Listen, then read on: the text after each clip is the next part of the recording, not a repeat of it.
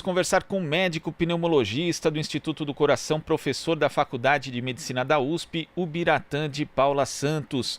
Bom dia, Ubiratã. Bom dia.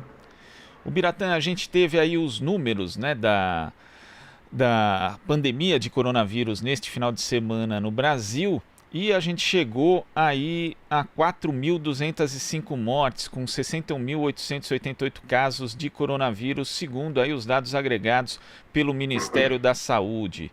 A gente teve aí num período de 7 dias um total de 1.070 mortes.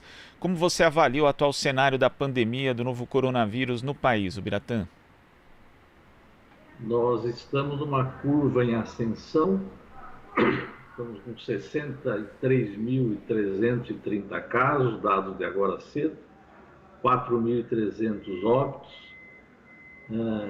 A cada 8 dias está dobrando o número de casos no Brasil e o número de óbitos. Nós temos um problema de subnotificação pela falta de testes realizados a nível nacional, inclusive no principal estado, que é São Paulo. São Paulo, o estado, representa cerca de 65% dos casos e dos óbitos do Brasil, e a capital, 2/3 do que corresponde ao estado. Como nós estamos numa curva em ascensão, obviamente não cabe ainda pensar em medidas de relaxamento, pelo contrário, de aperfeiçoar as medidas de isolamento social, distanciamento social, digamos assim, né? A situação atual exige algumas medidas que precisam ser complementadas com rapidez. Na medida que a gente prolonga o isolamento necessário, o distanciamento social, as pessoas ficarem em casa, nós precisamos fazer com que a nossa rede de atenção básica na cidade de São Paulo, por exemplo, no Brasil, programe o atendimento dos pacientes com doenças crônicas, hipertensão, diabetes, bronquite, asma, bronquite crônica, enfisema, doenças coronarianas, que foram postergadas por conta da epidemia. E essas pessoas não podem ficar períodos longos sem ter uma atenção.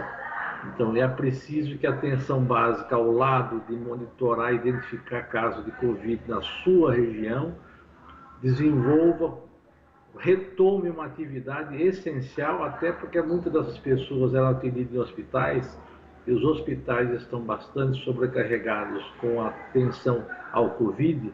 Vai exigir da atenção primária um reforço a ela por parte dos governos dos municípios e dos estados, para a gente dar conta não só de atender pessoas com doenças crônicas fora o Covid, assim como monitorar a dia o aparecimento de casos em cada distrito, em cada bairro da sua região.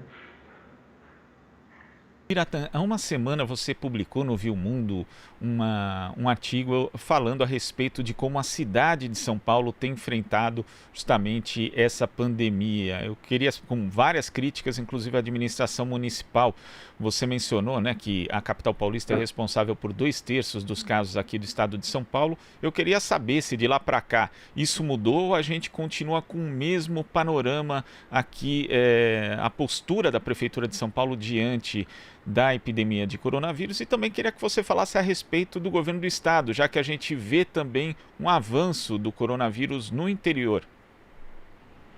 Veja, aqui na capital a impressão, eu não tenho indicadores, não tenho informações precisas do que eu tenho conversado, por exemplo, essa semana, no sábado, sexta e sábado, um bate-papo ocorrido com uma região noroeste aqui da cidade, mostra uma completa falta de ação do poder público na área da saúde. Falta aquilo que eu escrevi no artigo. Nós temos que ter em cada região uma integração entre a educação, a assistência social e a saúde, que atuam em conjunto. Essas 3 esferas têm contato com o povo. Elas podem ter melhor condições de orientar o distanciamento social, ficar em casa. Isso não está sendo feito de maneira adequada e abrangente. Elas têm condições de identificar quem é que está passando necessidade. Se precisa, pessoas numa casa que mora muita gente, não tem condições de fazer isolamento de uma pessoa ou de 2, onde é que nós levamos essa pessoa. Então, esse trabalho, a prefeitura está paralisada, é uma coisa impressionante. A última entrevista que eu vi do governador, do prefeito, foi para anunciar o número de covas e de sacos pretos que ele está providenciando. Claro, isso é necessário, é uma medida necessária, mas veja, é uma medida depois das pessoas mortas, né? Então, nós temos que... Uma outra coisa importante, que aí compete mais o Estado, nós temos nessa... A economia sofre muito nessa epidemia, mas nós temos que... Uma atividade econômica importante, que é manter as pessoas vivas. Então, por exemplo, uma coordenação em cada região da cidade, em cada cidade do interior de São Paulo, para a produção de máscaras, de colchões, de aventais, de gorros, de sapatos, de propés, produção de alimentos para as populações que estão com dificuldade financeira enorme nas periferias das grandes cidades, além do abastecimento que existe nos supermercados. Nós sabemos que tem uma população que está desempregada, recebendo baixo salário, e essa coordenação que compete ao governo federal, ao governo dos estados, é mal feita, não é feita. E o governo federal e o estado também têm passado sinais dúbios quanto à quarentena, ou seja, a manutenção do distanciamento social. Há um discurso geral positivo de manter isso, mas se vive anunciando medidas de afrouxamento com relação a isso, no momento que a curva é ascendente no Brasil e no estado de São Paulo. Agora que estão resolvendo, me parece, em alguns locais, por exemplo, a incorporação, a contratação dos leitos privados de UTI para se somar aos leitos públicos para atender a epidemia. Você sabe que a epidemia começou com quem viaja para o exterior. Não começou com a empregada doméstica que leva os filhos para a Disney, como disse o ministro Paulo Guedes.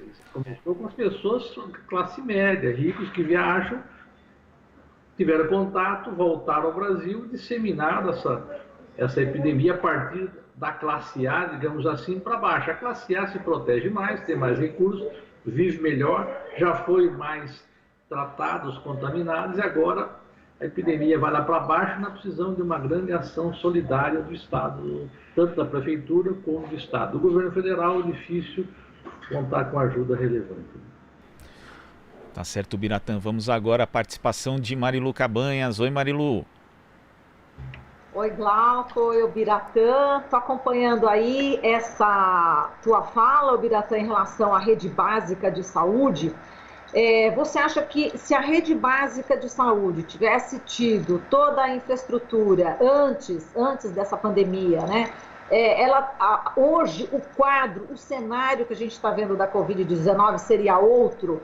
E, na sua opinião, por que houve, né, esse desleixo, né, esse não investimento na rede básica de saúde? A gente pode falar isso, inclusive, a nível de Brasil, né? Você está falando aqui em São Paulo, capital, estado de São Paulo, mas existe também um abandono aí do governo federal em relação também à rede básica de saúde. Quer dizer, hoje, como você falou, é muito importante que as pessoas que tenham aí as doenças crônicas sejam tratadas, né? O que acontece é que elas não estão sendo tratadas, estão sendo abandonadas. Agora, esse desmonte, né, o Biratã, já vem há muito tempo, não é isso?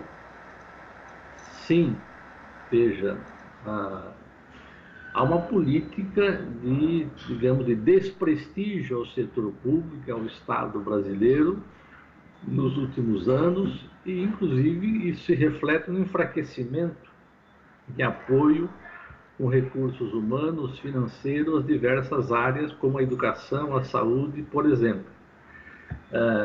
Além disso, a emenda constitucional 95 congelou o orçamento da União por 20 anos a valor de 2017, levou uma perda de mais de 20 bilhões do orçamento do SUS para agora. Então, isso implicou em que você não só não aumentasse a cobertura do programa de saúde da família, como aquelas pessoas que foram demitidas não foram repostas, além dos insumos necessários para o seu funcionamento. Então, é óbvio que nós fomos pegos numa epidemia onde havia um processo de enfraquecimento do nosso sistema único e universal de saúde.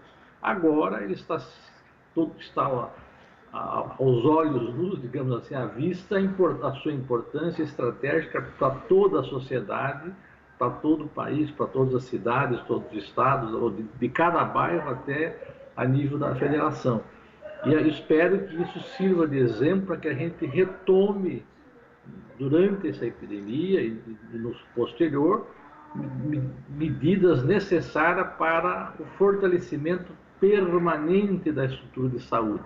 Mesmo a atenção hospitalar, nós temos no Brasil, em São Paulo, hospitais desativados, há uma falta de leitos, já havia uma carência de leitos, por exemplo, a espera para fazer cirurgias, procedimentos eletivos é longa no Brasil. Nós já tínhamos uma carência, agora a carência se revelou para um problema agudo em função de uma doença infecciosa, infelizmente de alta letalidade, né? Exato. Agora, o Biratã, a gente está vendo cenas novamente, né, de pessoas dormindo em filas nas agências da Caixa Econômica Federal para tentar conseguir os R$600 de auxílio emergencial, né? E, enfim, dobrando esquina, e pessoas levando caixotes, papelão, cobertores, passando a madrugada em frente à agência, nas proximidades. O quanto isso deve prejudicar ainda mais o controle dessa pandemia?